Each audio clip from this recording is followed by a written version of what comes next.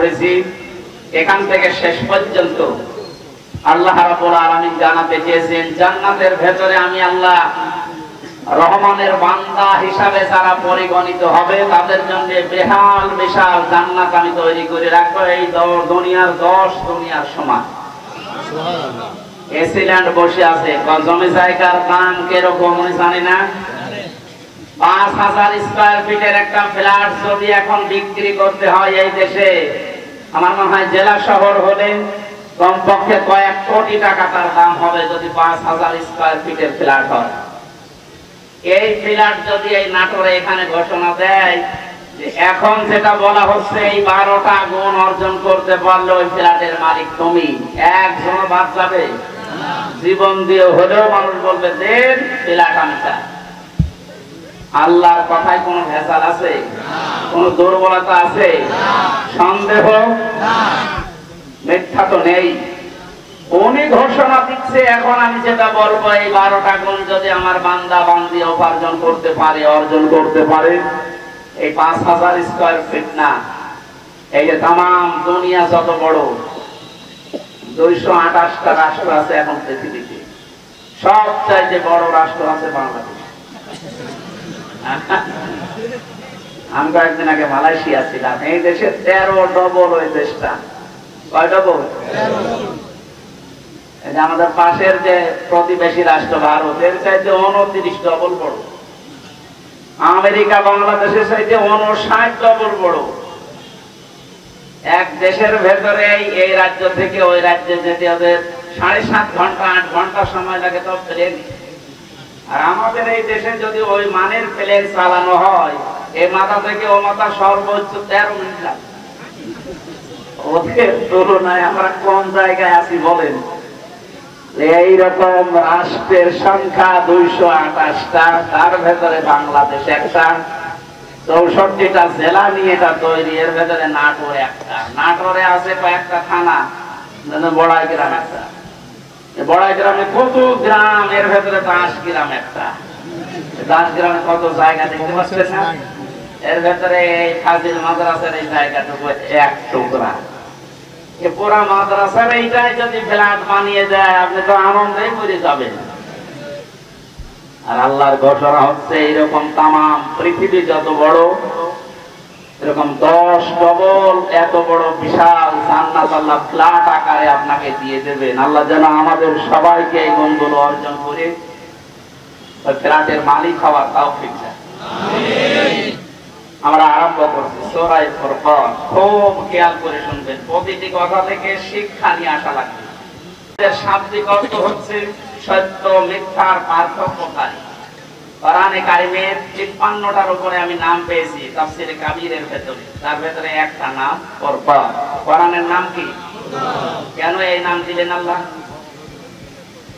তাবারাকাল্লাযী নাযালাল ফুরকানা আলা আবদিহি লিয়াকুনা লিল আলামিনা নাযীরা। আল্লাহ পাক বলেন বরকতময় আল্লাহ যিনি তার বান্দার উপরে ফুরকান দিয়েছেন যেন তিনি বিশ্ব জগতের মানুষদের সতর্ক করতে পারেন। তার ফুরকানের 1 নাম্বার কাজ হবে মানুষকে সতর্ক করা, কোনটা সত্য আর কোনটা মিথ্যা এটা আপনার চোখে আঙ্গুল দিয়ে ফুরকান দেখিয়ে দেবে। 1000 বছর হয়ে গেল এটা নাযিল হওয়া, দিনে দিনে বছরে বছরে যুগে যুগে এটা কিন্তু মানুষকে সতর্ক করছে না করে নাই? বলেন। আমি একটা হাদিস বলছি এর রিলেটেড, একটু ভালো করে মিলান, নিজের জীবনের সাথে যদি মিলে যায় এই মুহূর্তে আপনি ঠিক যাবেন। বিশ্ব নবী জানিয়েছেন মান ইত্তাবাআল হুদা বিগাইরিল কুরআন আদাল্লাহুল্লাহ। তিরমিজির হাদিস। নবীজি বলেন কোরআন যেখানে নেই এরকম কোন জায়গায় যদি কেউ ভালো হওয়ার নিয়েতেও আপনি যান, আপনাকে আল্লাহ নিজে দায়িত্ব নিয়ে গোমরা বানিয়ে দেবে। শব্দটা আদাল্লাহ ভাবি পাল, যদি দল্লা শব্দ আসতো দল্লা ইয়াবিল্লু ভাবি সুলাসি মুজাররদ থেকে বাংলা অর্থ আসতো আপনি নিজেই নিজেকে খারাপ বানিয়ে ফেলেছেন। বাবে ইফাল থেকে আসার কারণে বাংলা অর্থ বাড়িয়েছে। আপনার হয়তো নিয়ত ভালো ছিল, কিন্তু কোরআন ছিল না, কোরআনের কর্মসূচি ছিল না। ওই রকম জায়গায় জেনে বুঝে গিয়ে আপনাকে আল্লাহ নিজে গোমরা বানিয়ে দেবে। এই জন্য যেখানে কোরআন নেই ওখানে ভালো হওয়ার নিয়তেও গেলে আপনাকে খারাপ বানাবে কে? বলেন। এটার বাস্তব প্রমাণ আজ মাজার গুলো। এদেশে যত মাজারের ব্যবসা চলছে আপনি একটা দেখান যেখানে কোরআন পাওয়া যায়, কোরআনের নিয়ম নীতি চলে। এমনকি সব চাইতে বড় মাজার আমরা মনে করি কুষ্টিয়ার লালন শাহ মাজার। কোরআন আছে, কোরআনের নিয়ম নীতি আছে, ওখানে খালি গাঁজা পাওয়া যায়। সাররা পুলিশ পাঠায় যে পাহারা দিয়ে ভালো করে যেন গাঁজা খেতে পারে। এবার আস্তে আস্তে বন্ধ হচ্ছে। এই যে হাজারো মানুষ এখানে আসে বিভিন্ন জেলা থেকে, বিশেষ করে রংপুর বিভাগের মানুষেরা বেশি আসে। এরা বউ ছেলে মেয়ে বেটার বউ সব নিয়ে চলে আসে। আল্লাহর ওলি আছে, ওখানে কোরআনের নিয়ম নীতি চলে। সারা বাংলাদেশ মিলিয়ে আপনি যে কয় মন গাঁজা না পাবেন ওই দরবারে তার চাইতে বেশি গাঁজা। মানে রাত 10টার পরে আপনি যাবেন খালি ধোয়া যান, অন্ধকার করে ফেলে এলাকা। ওখানকার সভাপতি ছিলেন ডিসি সাহেব। 8 থেকে 8-এর উপরে আমি শুনেছিলাম 19 সালে 8 কোটির উপরে টাকা আসে বাইরে থেকে মাজার উন্নয়ন করার জন্য। মসজিদের ছাদ হয় না, সেখানে 1-2 লাখ টাকা দেয় না। মাজার যেন উন্নয়ন হয়। মাজার নাকি খুব বড়, কত বড় বড় বিল্ডিং বানিয়েছে, হাজারো মানুষ দেখবেন সেজদা দিচ্ছে। আউযুবিল্লাহ মিন যালিক। প্রকাশ্যে এই শিরক কাজগুলো ওখানে হয় কোরআনের বিরুদ্ধে যেটা। এই জন্য আমরা দেখতে পাই হাজারো মাজারে মানুষ গিয়ে ভালো হওয়ার নিয়তে যায়, কিন্তু ভালো হয় না। কোরআন না থাকার কারণে আরো খারাপ হয়। এই খারাপ বানিয়েছে তো হামজা কে? আল্লাহ। আল্লাহ নিজে দায়িত্ব নিয়ে আপনাকে গোমরা বানিয়ে দেবে।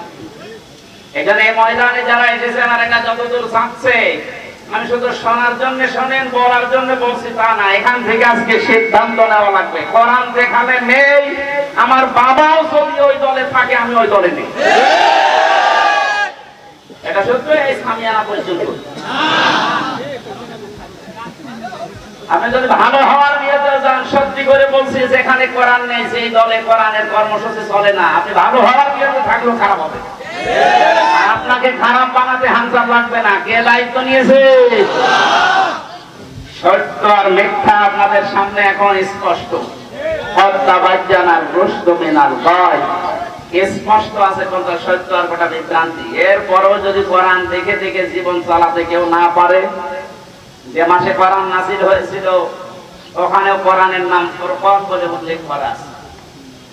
শাহরু রমাদান আল্লাযী উনজিলা ফীহিল কুরআন হুদান লিন-নাস ওয়া বায়্যিনাতিন মিনাল হুদা ওয়াল ফুরকান। আল্লাহ বলেন এই সে রমজান মাস যে মাসে কোরআনে কারীম আমি নাযিল করেছি, স্পষ্ট দলিল আর প্রমাণ দিয়ে মানুষের জীবন চলার পথে সত্য কোনটা মিথ্যা কোনটা কোরআনে কারীম স্পষ্ট সব খুলে খুলে বলে দেবে। এই আয়াতের ব্যাখ্যায় দেখেছি তাফসীরে ফি জিলালিল কোরআন সাইয়্যিদ কুতুব বলেন, কোরআন থাকার পরেও যদি কেউ সত্য মিথ্যার পার্থক্য করে বাকি জীবনটা চালাতে না পারে, ওর কাছে কিয়ামত পর্যন্ত রমজান আসলে ওর কোনো লাভ নেই। যেন আমরা আজকে থেকে যেহেতু সূরা ফুরকান থেকে সত্য আর মিথ্যার পার্থক্যকারী কিতাব এটা, আমরা সামনের জীবনে সত্য মিথ্যা কোরআন থেকে পার্থক্য করে চলবো ইনশাআল্লাহ। সূরা ফুরকান ৬৩ নম্বর আয়াতে আল্লাহ এখান থেকে শেষ পর্যন্ত ৭৪ নম্বর আয়াত পর্যন্ত 12টা গুণ আল্লাহ দিয়েছেন তার বান্দা যারা দাবি করে তাদের জন্য। এখন যদি বলেন ৭৫০ কোটি মানুষের উপরে দুনিয়ায় সবাই তো রহমানের আল্লাহর বান্দা, আল্লাহ পাক বানিয়েছেন ঠিক, কিন্তু তার বান্দা হওয়ার জন্য কিছু যোগ্যতা লাগবে।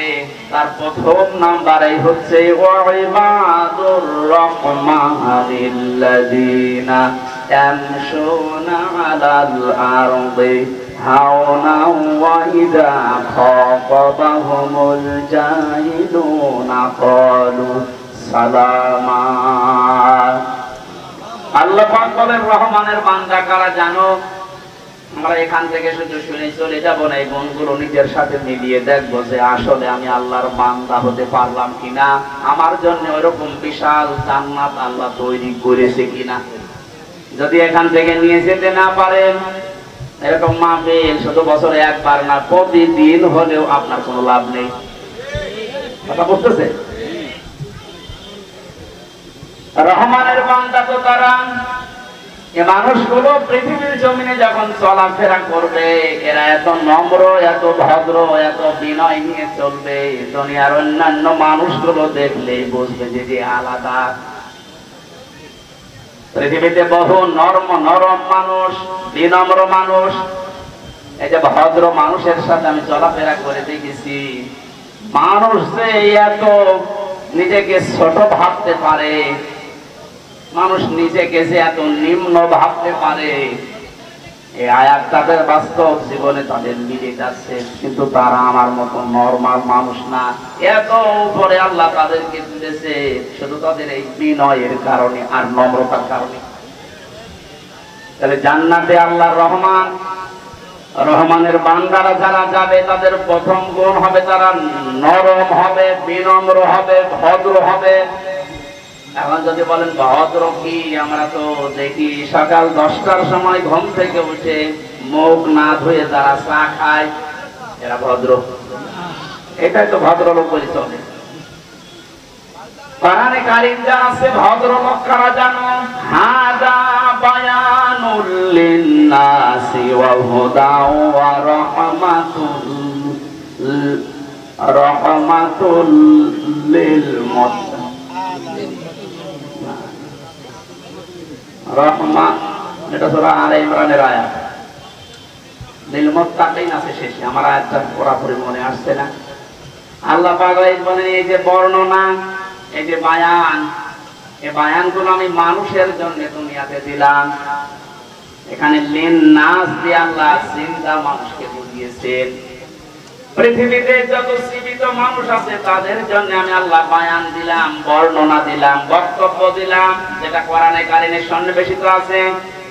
এখানে হেদায়েতের পথ মানুষ পাবে, উপদেশ পাবেন কারা? লিল মুত্তাকিন, যারা ভদ্রলোক। মুত্তাকি শব্দের যতগুলো অর্থ আছে তার অন্যতম অর্থ মুত্তাকি মানে ভদ্রলোক। তাকওয়াবান কারা? এই পৃথিবীতে ওই মানুষগুলোকেই মুত্তাকি বলা হয় যে মানুষগুলো যেই কাজে আছে ওই কাজের যোগ্যতা জ্ঞান অর্জন করে ওই কাজটা সঠিকভাবে যারা আঞ্জাম দিতে পারে, এই মানুষগুলোকে আরবিতে তাকওয়া, মুত্তাকি এই শব্দ বলা হয়। এদেশে আজ আমরা অনেকেই অনেক দায়িত্বে আছি, কিন্তু ওই বিষয়টা আমরা ওইভাবে অনেকেই জানি না। বাইরের দেশগুলোতে যখন ঘুরি আমি দেখি ওরা আজ এত উন্নত হওয়ার পেছনে কারণ হচ্ছে যে সেই বিষয় লেখাপড়া করে, যে বিষয় জানে, ওই বিষয়টা আয়ত্ত করে, ওই বিষয়টায় শ্রম দেয়, ওই বিষয়টা এমন ভাবে নিখুঁত ভাবে করতে থাকে, 10 বছরের টার্গেট দিলে 11 বছর পার হয়ে যায়, তারপর কিছু হয় না। আমরা ওই মুত্তাকি হতে পারি না।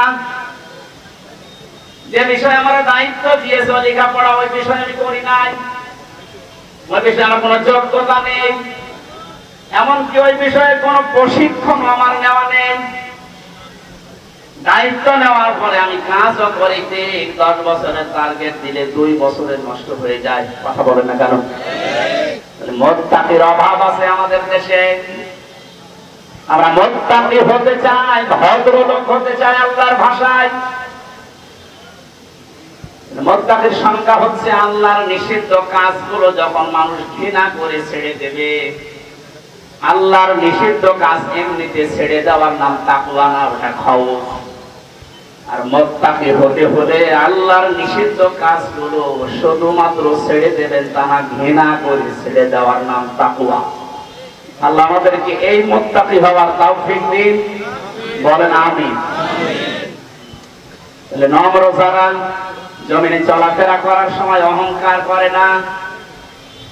এই যে আজ যাদের মাটিতে পা পড়তো না, অহংকারের খেলায় মানুষকে মানুষ মনে করতো না, এ মানুষগুলোকে আল্লাহ এত অপমানিত করেছে, আমার মনে হয় ফেরাউনও এত অপমান হয় না। এই জন্য আমরা রহমানের বান্দা যদি হতে চাই, আমাদেরকে নরম হওয়া লাগবে, বিনম্র হওয়া লাগবে। জমিনে চলাফেরা করার সময় মনে হয় যেন মাটির মানুষ।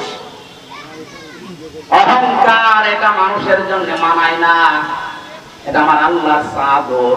আল্লাহর কি? আল্লাহ রাব্বুল আলামিন এটা হাদিসে কুদসিতে জানিয়েছে, অহংকার এটা আমার চাদর। কেউ যদি আমার চাদর নিয়ে টানাটানি করে, আমি আল্লাহকে আছাড় দেই। শয়তানের জীবনী পড়েছি তাফসীরে ইবনে কাসিরের ভেতরে। এমন কোন জায়গা নেই পৃথিবীতে সেজদা দেয়নি, সব জায়গায় সেজদা দিয়ে মুআল্লিমুল মালায়েকা ফেরেশতাদের পর্যন্ত উস্তাদ হয়ে গিয়েছিল। তোকে ধ্বংস করার পেছনে যতগুলো কারণ, তার এক নাম্বারে হচ্ছে অহংকারী। আল্লাহ রাব্বুল আলামিনের আদেশ তো মানে নাই, অহংকার করেছে। অহংকার করার পরেও যদি ও নরম হয়ে যেত, যে আল্লাহ আমার ভুল হয়ে গেছে, আমার মাফ করে দেন, আল্লাহ মাফ করে দিত। আর্গুমেন্ট পেশ করেছে আর আল্লাহর কাছে। এই পৃথিবীর ময়দানে অনেক মানুষ আছে যারা অন্যায় করার পরে নিজে তো স্বীকার করে না, আরো উল্টা কাজ করে, উল্টা বোঝে, ওর বৃত্তি আরো বাড়ে। তখন আল্লাহ ওকে হেদায়েত থেকে বঞ্চিত করে দেয়। ভালো করে বোঝে, অন্যায় করার পরে হযরত আদম আলাইহিস সালাম কি তো ভুল করেছিলেন? ভুল করার পরে তিনি নরমাল হয়েছেন, নরম হয়ে গেছেন, বলেছিলেন রব্বানা যালামনা আনফুসানা ওয়া ইল্লাম তাগফির লানা ওয়া তারহামনা লানাকুনান্না মিনাল খাসিরিন।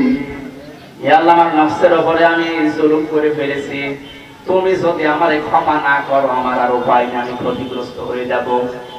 হযরত আদম অনুশোচনা করেছিলেন মন থেকে, চোখের পানি ফেলে দিয়ে অনুশোচনা করে জীবনের মতো ফিরে আসলাম। এই সিদ্ধান্ত যদি কেউ নিতে পারে, আল্লাহ তাকে আদম নবীর মতো মাফ করে দেবে।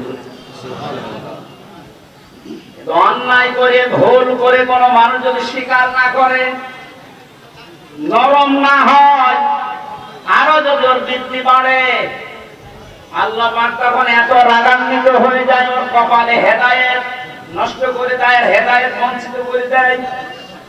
যেহেতু এরকম সময় এখন পৃথিবীতে চলছে, আমরা যেন এই কাজ না করে শয়তানের অনুসারী হয়ে না যাই। শয়তান আল্লাহর কাছে তিনটা জিনিস জমাইছিল। কয়টা? কিয়ামত পর্যন্ত যারা শয়তান মার্কা মানুষ আসবে এই দুনিয়ায়, তারা ওই তিনটা জিনিস চাইবে। সূরা আরাফের ভেতরে আছে। এখন দেখেন তো আপনি ওই তিনটা চান কিনা? শয়তান এক নম্বরে বলেছিল, আমি বাঁচতে চাই, আমার হায়াত বাড়িয়ে দাও কিয়ামত পর্যন্ত। আল্লাহ বলেন দিলাম। এই আয়াতটা প্রমাণ করেছে মুফাসসিরিন ইকরাম, শয়তান মার্কা মানুষগুলো সব সময় চায় যে দুনিয়ায় বেশি দিন বেশি থাকবো। এর বিপরীত যারা আছে রহমানের বান্দা, ওরা দুনিয়ায় বেশি দিন বেশি থাকার টার্গেট নেয় না। ওরা টার্গেট নাই কি করে মাপ নিয়ে দুনিয়া থেকে বিদায় নেওয়া যায়। কারণ মানুষটা জানে যে আমার আসল জীবন হচ্ছে চোখ বন্ধ হওয়ার পর। কোরআনে কারীম জানিয়েছে, কুল্লু নাফসিন যায়িকাতুল মাউত ওয়া ইন্নামা তুওয়াফাউনা উজুরাকুম ইয়াওমাল কিয়ামাহ ফামান যুহজিহা আনিন নার ওয়া উদখিলাল জান্নাতা ফাকাদ ফাজ ওয়ামাল হায়াতুদ দুনিয়া ইল্লা মাতাউল গুরুর। সূরা আলে ইমরানের 185 নম্বর আয়াত। সবাই একদিন মারা যাবে, সবাইকে তার পারিশ্রমিক প্রতিদান পূর্ণ করে দেওয়া হবে কিয়ামতে। ওই লোকটার জীবন তো সফল, যাকে আল্লাহ জাহান্নামের আগুন থেকে মুক্ত করে জান্নাতি এ কথা বলে ঘোষণা দিয়েছে। হে পৃথিবীর মানুষেরা, যে যেখানে আছো, আমি আল্লাহর এই কথাটা ভালোভাবে শোনো। আমাল হায়াতুদ দুনিয়া ইল্লা মাতাউল গুরুর, পৃথিবীর এই জীবনটা খেলাধুলা ধোঁকা ছাড়া আর কিছু না। আমি ওপেন বলছি, এটা যেহেতু রেকর্ড হয়ে কালকে ম্যাডামের কাছে যাবে। স্ত্রী আমার জন্য ধোঁকা, আমার মা বাবা আমার জন্য ধোঁকা, আমার সন্তান আদি আমার জন্য ধোঁকা, এই পৃথিবীর সব কিছুই কিন্তু আমার জন্য ধোঁকা। রিমান্ডে যখন ছিলাম আমার সময় হিন্দু অফিসার মানে আমার বারবার এই কথাটা আমার মনে হয় রিমান্ডের প্রায় 8-10 দিন উনি যেই দিন পাহারার দায়িত্ব দিয়েছে এই কথা আমার শোনাতো। হুজুর আমি অন্য ধর্মের লোক, কিন্তু ইসলাম আমরা এই বেল্টের মানুষগুলো পাকিস্তান, বাংলাদেশ, ভারত এই এলাকার মানুষ যেভাবে বুঝি, মুসলিম অন্যান্য দেশ যেগুলো আছে ওরা কিন্তু এইভাবে কোরআনে কারীম ইসলাম ওইভাবে নেয় না। কি হয়েছে কিভাবে বলেন তো? আমি মিশনে ছিলাম, ওখানে এক হোটেলে খাবার খেতাম, এটা 2টা বছর আমি ওখানে ছিলাম। প্রতিদিন একটা জায়গা থেকে খাবার নিয়ে আসতাম, যে হোটেলে খাবার খাই দেখি ওই হোটেলের মালিক যিনি তার ছেলে এই বয়ের কাজ করছে। টেবিল মুছে দেওয়া, খাবার নিয়ে আসা, তরকারি দেওয়া, পানি দেওয়া, এই কাজগুলো গরিব মানুষের ছেলে করে না। কথা বলেন না কেন? অথচ নিজে মালিক দোকানের ক্যাশ কাউন্টারে বসে আছে আর ওর ছেলে এই কাজগুলো করছে। এতদিন জানতাম না, জানার পরে একদিন ওরা বললাম যে আপনি কি করেন? এত টাকার মালিক আপনি, এত বড় জায়গায় একটা হোটেল দিয়ে প্রতিদিন হাজার হাজার লক্ষ টাকা আপনার ইনকাম, আর আপনার নিজের আপন ছেলেকে আপনি বয় বানিয়েছেন, হোটেল বয়। উনি ওনার ভাষা দিয়ে জিজ্ঞাসা করছে আপনার বাড়ি কোথায়? বলে যে তুমি বাংলাদেশ। আমি বাংলাদেশ থেকে এসেছি, ইংরেজিতে। শেষ পর্যায়ে ওনারা বলছে দেখেন আপনাদের ওই বেল্টের মানুষগুলো কোরআনে কারীমকে হাদিসকে যেভাবে বোঝে আর মানে, আমরা কিন্তু কোরআনকে ওইভাবে মানতে চাই না। আমার মানার নিয়মটা কি? অনেক আয়াত শুনিয়েছিলেন সূরা তাকাবুনের 14, 15, 16 এই আয়াতগুলো। হিন্দু হলেও বেটার অনেক আয়াত মুখস্থ আছে। আমি দেখেছিলাম ওই রাতের বেলা যখন পাহারায় আসতো, সারা রাত পাহারা দিত, বহু আয়াত। আমি তো হাফেজ মানুষ, তারপরেও ওরকম আয়াত আমার স্মরণ থাকে। ও মানে একেবারে 100-150 আয়াত মুখস্থ আছে। তো প্রত্যেকটি সাবজেক্ট আকারে কাজ করিতে পারে। কিন্তু কি কোন আয়াত পড়েছে বলেন তো? সূরা তাকাবুনের আয়াতটা আমাকে উনি শোনালেন, ইয়া আইয়ুহাল্লাযীনা আমানু ইন্না মিন আযওয়াজিকুম ওয়া আওলাদিকুম আদুওয়াল লাকুম ফাহযারুহুম ইলা আখির আয়াত। ওহে যারা ঈমানের দাবি করো, তোমাদের সন্তান, তোমাদের স্ত্রী এগুলো কিন্তু তোমাদের জন্য মাঝে মাঝে শত্রু হয়ে দাঁড়াবে। ফাহযারুহুম, অতএব তাদের ব্যাপারে সতর্ক থাকবা। উনি বলছে ভাই আপনার বাড়ি বাংলাদেশ, এই যে সন্তানটা এটা আমি জন্ম দিয়েছি, আমার 4টা দায়িত্ব ছিল এর উপরে। 1 নম্বরের একটা সুন্দর নাম রাখা আমি রেখেছি। 2 নম্বরে একে দ্বীনের শিক্ষা দেওয়া, ইসলাম মানতে গিয়ে যতটুকু লাগে আমি ওকে পড়িয়েছি। এরপরও আর পড়াশোনা করে না, এই জন্য আমি কাজে লাগিয়েছি। 3 নম্বরে ওকে সৎ পাত্রী দেখে বিবাহের বন্দোবস্ত করা, এটাও আমি করেছি।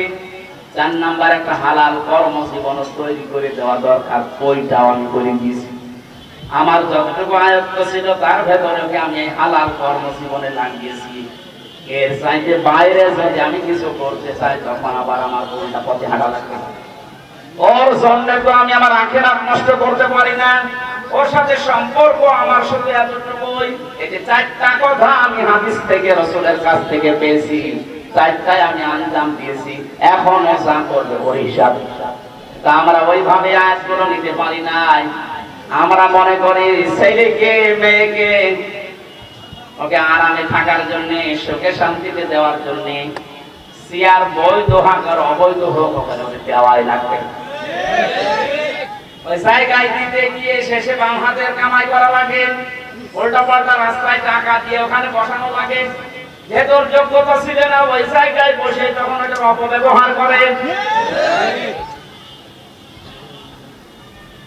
তারা কিভাবে বুঝেছিল স্ত্রীকে, সন্তানকে আল্লাহ যে মাতাউল গুরুর দিয়েছেন, এটা খেলা করার জন্য না। আমি সহ এখানে আমরা যারা আছি, এগুলো যেহেতু ধোঁকা আল্লাহ জানালেন, আমরা যেন ধোঁকা হিসাবে এদেরকে নিতে পারি। আমার আখিরাত যেন আল্লাহ নষ্ট করে না দেন, বলেন আমিন।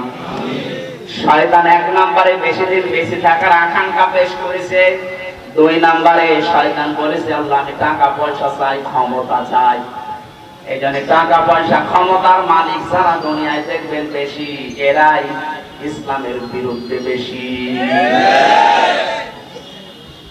হয়তো ডাইরেক্ট অথবা ইনডাইরেক্ট যতগুলো মানুষের ধরা পড়ছে, একটা একটা করে আপনি তাকান তাদের দিকে।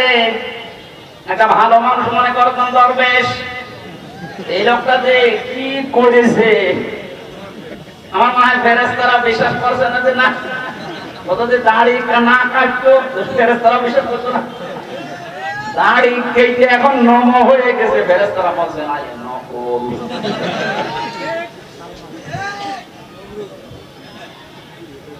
আর বাকি গুলোর তো এখন বলা যাচ্ছে না, কত অবস্থা নিচে নামিয়েছে মানুষের চরিত্রকে এই ক্ষমতা টাকা পয়সার জন্য। শয়তান বেশি দিন বেঁচে থাকা, বেশি ক্ষমতা, বেশি টাকা পয়সার মালিক হওয়া এটা চেয়ে নিয়েছিল। এই জন্য বেশি দিন ক্ষমতায় টিকে থাকার জন্য যারা চেষ্টা চালায় বৈধ অবৈধ সব বাদ দিয়ে, এরাও এক প্রকার শয়তান। 3 নম্বরে শয়তান চেয়েছিল আল্লাহ তোমার এই বান্দা বান্দির কারণে আমি যেহেতু ছিল জাহান্নামে হয়ে গেলাম, আমার সব নষ্ট হয়ে গেল, এদেরকে আমি আরামে থাকতে দেব না, ধোঁকা দিয়ে বোকা বানিয়ে কি করে জাহান্নামে নেওয়া লাগে আমার সাথে 24 ঘন্টা চেষ্টা চালাবো।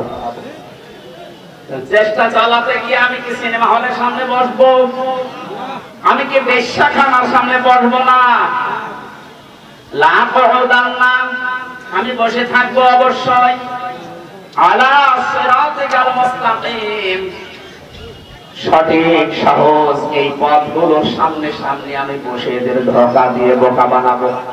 এখানে শয়তানের মিশন কিন্তু এখন শেষ হয়ে যায়নি, ওর যে 3টা কাজ ও চালিয়ে যাচ্ছে। শয়তান মার্কা মানুষ দুনিয়ায় কিয়ামত পর্যন্ত যারা আসবে এগুলো তারা চাইবে।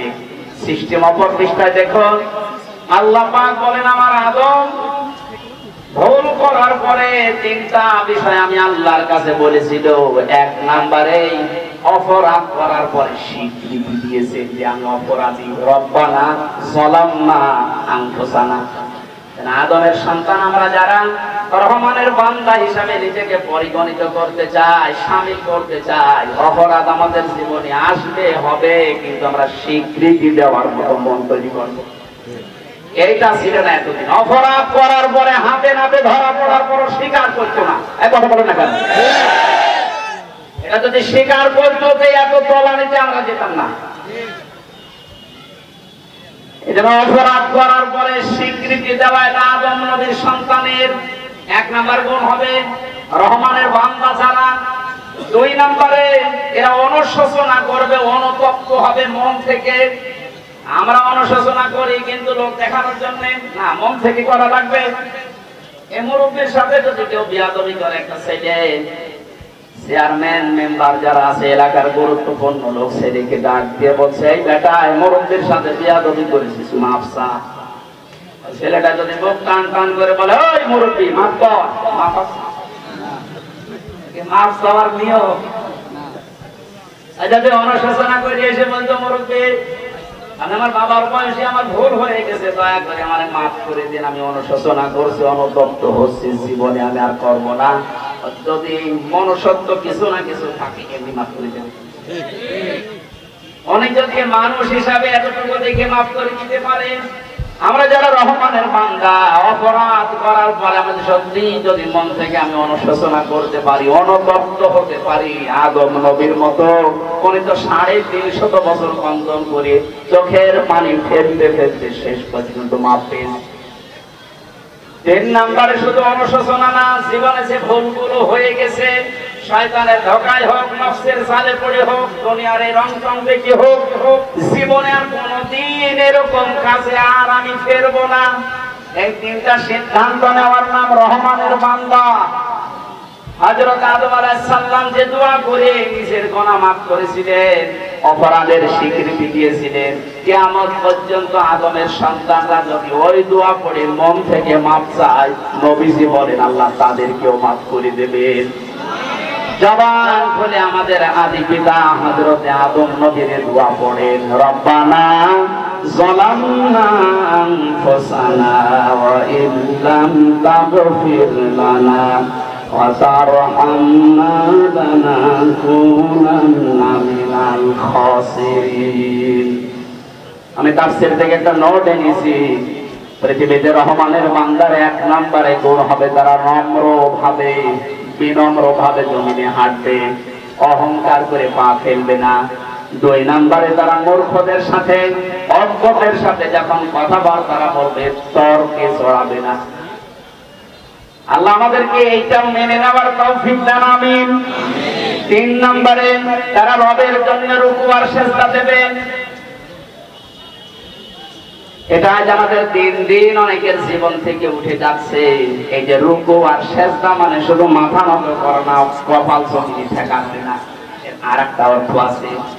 রুকু সিজদা মানে পৃথিবীতে আল্লাহর বিধান যেখানে যেটা আসবে, বুঝে আসুক বা না আসুক, মাথা নত করে মেনে নেওয়ার মানুষ।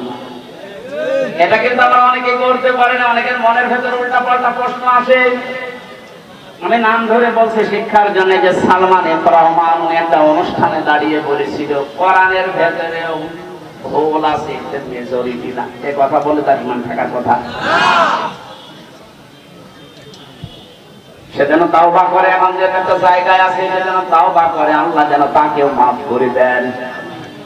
রহমানের বান্দা দাবি করবেন আর সিজদা দেবেন না, রুকু করবেন না, আপনার মতো রহমানের বান্দা দরকার নেই, আপনার জন্য ফ্ল্যাট রেডি হবে না। 4 নম্বরে তারা জাহান্নাম থেকে পানা চাইবে। শুধু জন্মের পর থেকে শুনছি জাহান্নাম, এটা যে কি নবীজি জানিয়েছেন, জাহান্নামের উপর থেকে একটা পাথর যদি কেউ ফেলে দেয় 70,000 বছর লাগবে নিচে যেতে। পাথরের নাম বললেন কেন? 2 তলা বিল্ডিং এর উপর থেকে 1 কেজি পাথর আর 1 কেজি তুলা যদি কেউ ফেলে দেয়, আগে পড়বে কোনটা? নবীজি পাথরের নাম কেন বললেন? পাথরই যদি পড়তে এত বছর লাগে, আমরা তো আর পাথরের চাইতে ভারী বস্তু না, আমারে ফেলে দিলে কত বছর লাগবে নিচে যেতে? আগুনের বর্ণনা এত কঠিন হবে কোরআনে কারিমে আল্লাহ দিয়েছেন, আল্লাতী তাত্তালিউ আলাল আফইদা। আল্লাহ বলেন জাহান্নামের আগুনের বৈশিষ্ট্য জানো, পৃথিবীর আগুন যেখানে লাগে ওই জায়গা পুড়ে যায়, যেখানেই লাগবে আগে কলিজা পুড়ে যাবে। রহমানের বান্দারা সবচেয়ে সন্তোষিত সন্তুষ্ট থাকবে জাহান্নামের বিষয় নিয়ে। 5 নম্বরে তারা দান করবে, মধ্যম পন্থা অবলম্বন করবে। একেবারে ফকির হয়ে রাস্তা রাস্তায় ঘুরবে, এরকম দান করা দরকার নেই। একেবারে কৃপণ হয়ে এইটি ধৈর্য রাখবেন না, এটা আল্লাহ চায় না। মধ্যম পন্থা আমাদের লাগবে। আজ এই যে বন্যা চলছে, ফেনী, নোয়াখালী, কুমিল্লা, বাংলাদেশের আরো যে সমস্ত জেলাগুলোতে আমরা এখনো ভেসে যাচ্ছি না, উপরে আছি। আমাদের রহমানের বান্দা দাবি করতে হলে মধ্যম পন্থা অনুযায়ী ওদেরকে পাশে দাঁড়াতে হবে। আজকে আমার মনে হয় সারা দেশের জমার কথা এইটা ছিল, কারণ এটা মানবতার পক্ষে সবচাইতে এখন গুরুত্বপূর্ণ কাজ। যে যেখানে আমরা আছি, আমরা যেহেতু এখনো আল্লাহ আমাদেরকে উপরে রেখেছেন, ভাসিয়ে দেয়নি। ওই দৃশ্যগুলো ফেসবুকে দেখলে চোখ দিয়ে পানি চলে আসবে। যার যতটুকু সমর্থ আছে, এখনো 60টা জেলা যেহেতু মাটির উপরে আছি, আমরা যতটুকু আছি 1 বেলা 2 বেলার খাবার থেকে হাফ বেলার খাবারের টাকা ওখানে পাঠানো এখনই মানের দাম। আপনি যেদিন বিপদে পড়বেন কেউ আসবে না। এরপরে পেয়েছি আল্লাহ ছাড়া কাউকে ডাকা যাবে না। বিভিন্ন চক্রান্ত ষড়যন্ত্র করে আল্লাহর পাশাপাশি অন্য কাউকে ডাকার একটা ব্যবস্থা চলছিল, সেটা এখন বন্ধ হয়ে যাচ্ছে। কত জায়গায় এই ব্যবস্থা তৈরি করে দিয়েছিল আল্লাহর পাশাপাশি। আমার মনে হয় আল্লাহর জিকির যা হতো তার চাইতে বেশি জিকির হতো বাবা।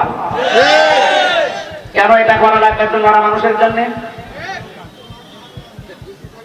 একটা মৃত মানুষের জন্য আমরা যা করলাম, আপনার বিবেক কি বলে যদি ন্যূনতম থাকে?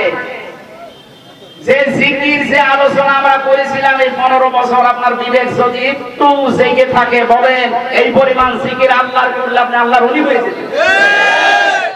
কোন কারণে এত করা লাগবে?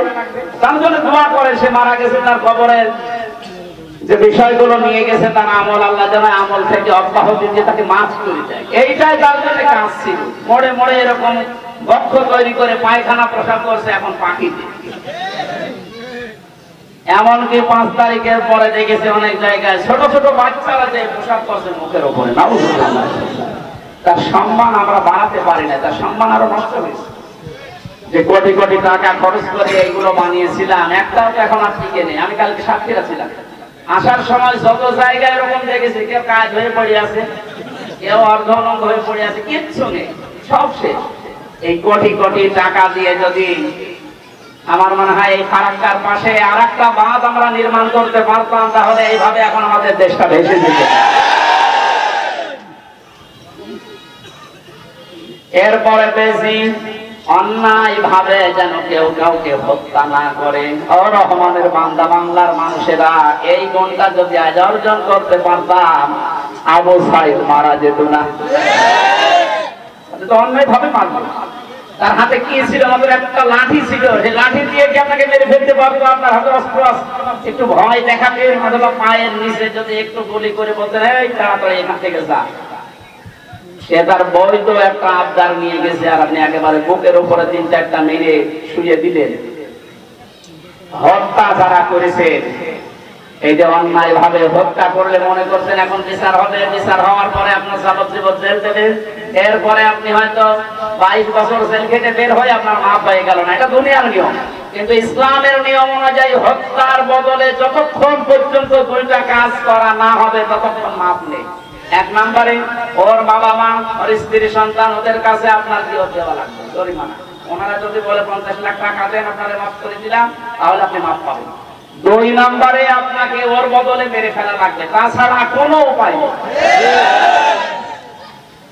আমি মার্ডার মামলার বহু আসামি দেখেছি, মাঝে মাঝে এসে আমার বলতো জেলখানায় যে হুজুর আমি এসেছি আমার বউ মেরে, এখন কি করবো? আমার তো যাবজ্জীবন ফাঁসি দিয়েছে জেল, প্রথমে ফাঁসি ছিল, এরপরে যাবজ্জীবন, এখন 22 বছর জেল খাটা লাগবে, আর ধরেন 17 বছর 18 বছর চলছে, আর 4-5 বছর পরে চলে যাবে। আমার কি মাফ হয়ে গেল সব? না, ইসলামের নিয়ম অনুযায়ী হত্যা করলে অন্যায় ভাবে 2টা নিয়ম আপনাকে মানা লাগবে। হয় তার মা বাবা, স্ত্রী সন্তান যারা আছে তাদেরকে দিয়ত দেবেন, ওরা যা চায় যে 20 লাখ টাকা দেন তাহলে মাফ করে দেবো, এই একটা। 2 নম্বরে আপনাকে মেরে ফেলা লাগবে, তাছাড়া কোনো মাফ নেই। আর বাংলাদেশের প্রচলিত আইন অনুযায়ী আপনি এই শাস্তিটা পাচ্ছেন, আল্লাহর কাছ থেকে মুক্ত হতে হলে অবশ্যই আপনাকে ওই 2টা বিষয় মানা লাগবে। এজন্য অন্যায় ভাবে রহমানের বান্দারা কাউকে মারবে না। কথা বলে না কেন? 8 নম্বরে তারা যেন জিনা না করে, এইটা গুরুত্বপূর্ণ। কারণ পৃথিবীতে চিন্তা পাপের জন্য আল্লাহ ডবল শাস্তির ব্যবস্থা রেখেছে। কয়টা? 1 নম্বরে আল্লাহর সাথে যারা শরীক করে, 2 নম্বরে যারা অন্যায় ভাবে মানুষ হত্যা করে, আর 3 নম্বরে যারা জিনা করে। আজ কত মানুষের চরিত্র প্রকাশ পাচ্ছে, এই লোকটার দিকে তাকালে আল্লাহর কথা মনে পড়ছে। এরকম দায়িত্বে অনেক জায়গায় অনেক মানুষ বসে আছে, ওর দিকে তাকালে মনে হয় যে এটাই নাই মাল খায়। আর রাতের চরিত্র তো বললাম, নাম ধরে বলছে এতটুকু, এই কারণে যে হারুন এই লোকটার দিকে তাকান তো, রাস্তায় বের হলে মানুষ নাকি 3 ইঞ্চি বলে এমনি বলেছে। ওর সমস্ত কাজের ফেরেশতা, আমি জেলখানায় থাকাকালীন ওই ছোট হুজুর আমার সাথে ছিল, ওই যে মাদানি রফিকুল ইসলাম, এই ছেলেটা আমারে বলছিল যে ভাই আমারে রাত 12:30টা 1টার দিকে নিয়ে গেছে, হাতের ঝিলে আমার পুরা উলঙ্গ করেছে। একদম সত্য কথা বলছে, আল্লাহর কসম, একটাও মিথ্যা কথা না। আমার পুরা উলঙ্গ করে আমার হাতে সিগারেট দিয়েছে, আর অর্ধ উলঙ্গ একটা মেয়ে লোক নিয়ে এসে আমার পাশে দাঁড়িয়ে ছবি তুলছে, বলছে এটা ছেড়ে দেবে। ও বলছে আমি এক এসআইকে বললাম, ভাই আপনি যা করছেন আমার সাথে এই রাত 12:30টা 1টা, এটাকে ডিমের হারুন স্যার জানে? বলছে হারুন স্যার জানে মানে উনি ফোন করাচ্ছে। আমি তো মজলুম, অসহায় ছোট মানুষ, জীবনের মতো কান্নাকাটি করে। আর মনে মনে বললাম আল্লাহ এটা যদি প্রকাশ হয়ে যায় মানুষ কি ভাববে।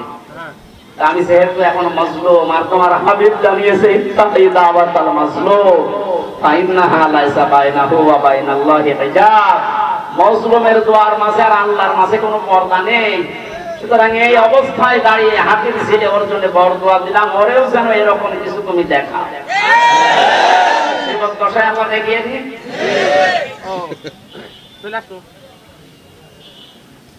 জেনা ব্যভিচারের যেগুলো প্রকাশ পাচ্ছে, এইটুকু প্রকাশ পেয়ে যদি আপনার পথ চলে যায়, আপনার চেয়ার হারিয়ে যায়, আপনাকে মানুষ ঘৃণা করে, এই যে টাকলা মোরাদ নামে যে লোকটার মাত্র 6 মিনিট 8 সেকেন্ডের একটা অডিও কল রেকর্ড ফাঁস হয়েছে, এতটুকুর জন্য তার জীবন যখন সব শেষ, সব হারিয়ে, ওর বউ পর্যন্ত ছেড়ে চলে গিয়েছে।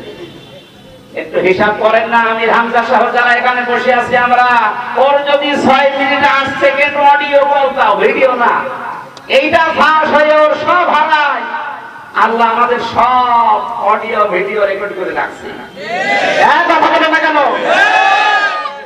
মরণের পরে যখন এটা অডিও ভিডিও দেখাবে, আপনি পারবেন মানুষের সামনে মুখ দেখাতে? মুখ যেন দেখানো যায় এরকম জীবন গঠন করা দরকার। আমি সহ যারাই শুনলাম, আজকে থেকে এইরকম জীবন তৈরি করব যেন কিয়ামতে লক্ষ কোটি মানুষের সামনে আমার আমল নামা আমি পড়ে শোনাতে পারি। বলেন আমিন। মিথ্যা সাক্ষ্য দেওয়া যাবে না রহমানের বান্দা হতে হলে। এদেশে তো নেই, লক্ষ লক্ষ মিথ্যা সাক্ষ্যর কারণে আজ হাজারো মানুষ এখনো জেলখানায় আছে। এরপরে যে অনর্থক কথা, অনর্থক কাজ, এগুলো থেকে রহমানের বান্দারা দূরে থাকবে। 11 নাম্বার, বধির অন্ধের মতো আচরণ কোরআন শোনার পরে করা যাবে না, যেটা আমরা এখন করি অনেকে। 12 নম্বরে পরিবারের জন্য দোয়া করা লাগবে। রব্বানা হাব লানা মিন আজওয়াজিনা ওয়া যুররিয়াতিনা কুররাতা আয়ুনিন ওয়াজআলনা লিল মুত্তাকিনা ইমামা। বলেন আমিন। আল্লাহুম্মা আমিন। রব্বুল আলামিন, রহমানের বান্দা হওয়ার জন্য যে গুণগুলো তুমি কোরআনে দিলে, আমরা কিছুটা হলেও শুনেছি। আমি সহ যারা আসলাম